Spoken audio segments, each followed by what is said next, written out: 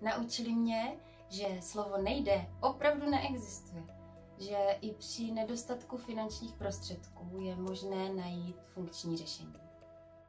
Lidé z neziskového sektoru mi ukázali, jak by se k sobě lidé měli chovat, aby nám bylo dobře na planetě Zemi. Laskavě a vstřícně. Že jim jejich práce musí přinášet hlubší smysl, že jsou pro ně nejdůležitější vztahy a také to, že nejčastěji hledají rovnováhu mezi dáváním a přijímáním. Abychom byli v práci spokojení, někdy stačí mít z ní radost, vidět v ní smysl a vědět, že pomáháme někomu druhému. Naučila jsem se zapisovat si, co se mi podařilo a za co jsem vděčná, abych se měla o co opřít, když cítím, že se vytrácí síla anebo motivace pracovat a pomáhat dál.